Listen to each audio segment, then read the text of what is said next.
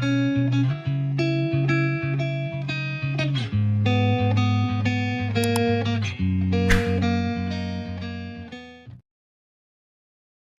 datang di Novella Channel. Terima kasih sudah mampir di Novella Channel. Bantu untuk klik tombol subscribe dan like untuk berkembangnya channel ini. Dan jangan lupa untuk nyalakan loncengnya agar selalu mendapatkan notifikasi terbaru dari Novella Channel. Silahkan menikmati cerita novel favorit Anda. Mari kita lanjutkan kembali kisah novel Aiden Enzo Kehidupan Super, episode 191, bersama Novella Channel. Selamat mendengarkan. Masih bersama Novella Channel, mari kita lanjutkan.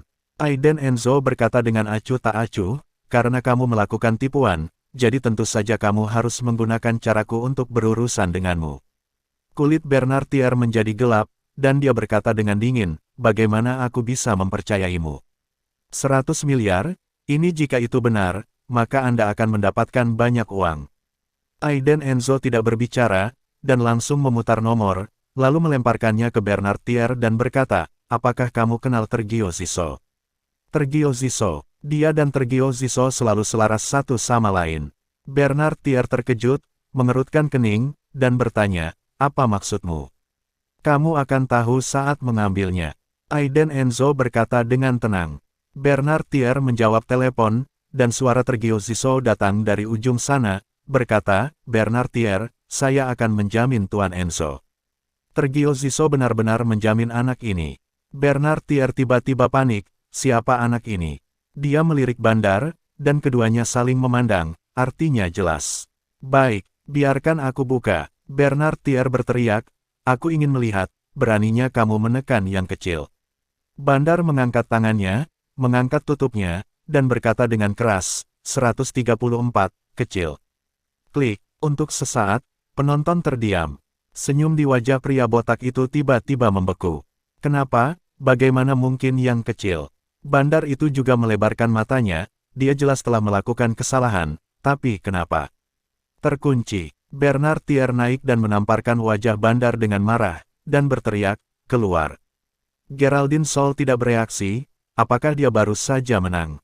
Bernardier bodoh sekarang, dia kalah taruhan 100 miliar.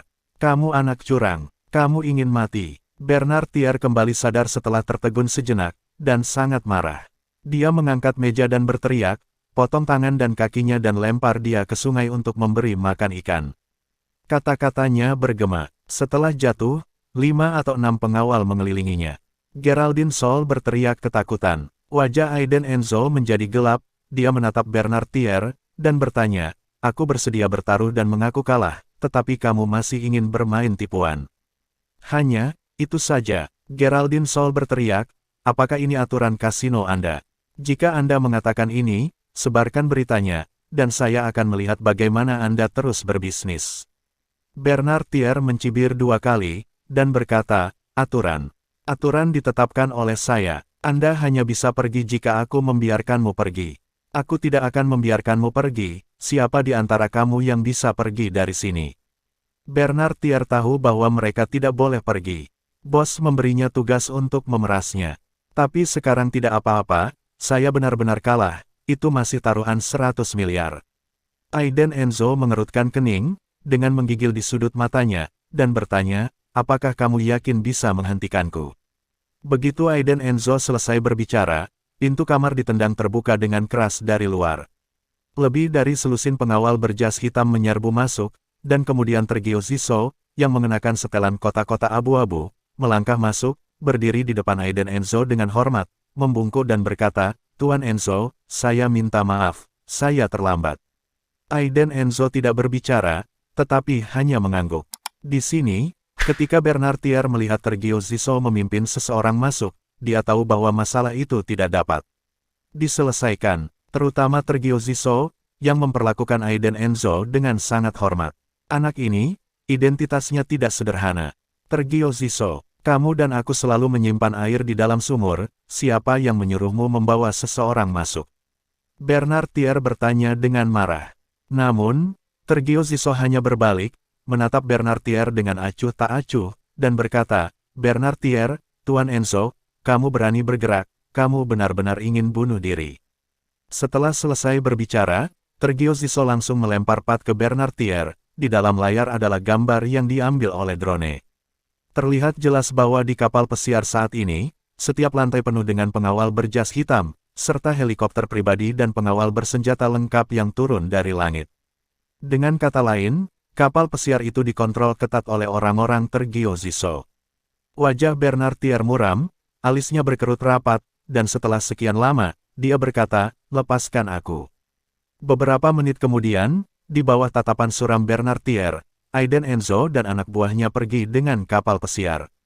Dia ingin dihentikan beberapa kali, tetapi dia menahan diri. Pada saat itulah bos menelepon.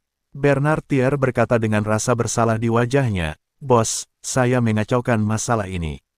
Di ujung lain telepon, masih ada suara wanita yang malas dan menawan. "Begitu, awasi saja Geraldine Sol. Poppy telah meninggalkan kapal pesiar lebih awal dan sedang dalam perjalanan ke ibu kota saat ini." Setelah menutup telepon, Poppy dengan malas meregangkan pinggangnya, dan berkata kepada seorang wanita cerdas yang sedang membaca buku yang duduk di kursi belakang Rolls-Royce dengan senyum genit, "Kakak, Bernardier mengacaukan masalah ini." Wanita itu sangat cantik, dengan wajah halus dan cantik, bulu mata panjang, dan mata berbinar, sangat aura, dan lesung pipit yang indah muncul di sudut mulutnya dari waktu ke waktu karena membaca. Dia hanya bersenandung pelan, seperti burung, membuat orang ingin memetiknya. "Malaikat, mungkin penilaian terbaik untuknya. Kakakku tidak akan mudah dihadapi, Saudari Poppy, kamu harus bekerja keras." Wanita cerah dengan wajah bidadari itu berkata dengan sangat lembut. Melihat kembali ke Aiden Enzo, Geraldine Sol, yang selamat dari malapetaka, tampak sangat bersemangat. "Yah, menantu, kali ini benar-benar berkat kamu, kamu sangat pandai berjudi." Geraldine Sol datang ke sisi Aiden Enzo sambil tersenyum, dan bahkan nada suaranya berubah menjadi lebih datar. "Begitulah," kata Aiden Enzo acuh tak acuh, dia benar-benar tidak ingin terlalu terlibat dengan Geraldine Sol. "Namun, pihak lain jelas ingin mengganggu Anda. Menantu itu, kamu baru saja mengatakan bahwa kamu memiliki 100 miliar. Mata Geraldine Sol melebar, dan dia menatap Aiden Enzo dengan cermat, seolah-olah dia sedang melihat tambang emas. "Tidak, aku hanya mengatakannya dengan santai." Aiden Enzo berkata dengan santai, "Aku masih memiliki sesuatu untuk dilakukan, jadi aku tidak akan mengantarmu pergi." Setelah selesai berbicara, Aiden Enzo mengikuti Tergio Ziso dan pergi. Geraldine Sol dan Alexis Sun berdiri di tempat, menyaksikan kepergian Aiden Enzo, tidak bisa tenang untuk waktu yang lama. "Saudari Geraldine, apakah menurutmu Aiden Enzo mengatakan yang sebenarnya atau tidak?" tanya Alexis Sun. Geraldine Sol mendengus 2 kali, dengan seringai konspirasi di sudut mulutnya, dan berkata, "Apakah dia benar atau tidak? Anak ini pasti kaya, kita harus menemukan cara untuk mengeluarkannya darinya." Di sini, Aiden Enzo datang ke perusahaan Tergio Ziso, membahas tentang kamar dagang bawah tanah berikutnya. Karena beberapa keadaan yang tidak terduga, kamar dagang bawah tanah tahun ini akan ditunda sekitar pertengahan bulan depan. Aiden Enzo tidak peduli, Tergio Ziso menangani semuanya. Setelah berurusan dengan beberapa hal sepele, Aiden Enzo datang ke rumah sakit. Begitu dia memasuki pintu, dia melihat bahwa Vivian Low sepertinya sedang berbicara dengan seseorang. "Pevita Lehnar, kenapa dia ada di sini?" Melihat Aiden Enzo datang, Vivian Low tersenyum dan berkata, "Aiden Enzo, aku mencarimu." Aiden Enzo masuk dengan ragu, melirik Pevita Lehnar, dan berkata, "Apa yang kamu inginkan dariku?" Pevita Lehnar memberi isyarat kepada Aiden Enzo untuk keluar dan berbicara, mengatakan, "Ini masalah pribadi." Aiden Enzo melirik Vivian Low, mengucapkan beberapa patah kata, dan mengikuti Pevita Lehnar keluar dari bangsal. "Ada apa? Kamu datang ke sini, Jimmy Lehnar mempersulitmu lagi?" tanya Aiden Enzo. Pevita Lehnar menggelengkan kepalanya, tetapi mengeluarkan sebuah kotak brokat kecil dari tangannya, menyerahkannya kepada Aiden Enzo dan berkata, "Kakek memintaku untuk memberikannya kepadamu, dia ingin melihatmu." Terima kasih sudah mampir di Novela Channel. Bantu untuk klik tombol subscribe dan like-nya untuk berkembangnya channel ini.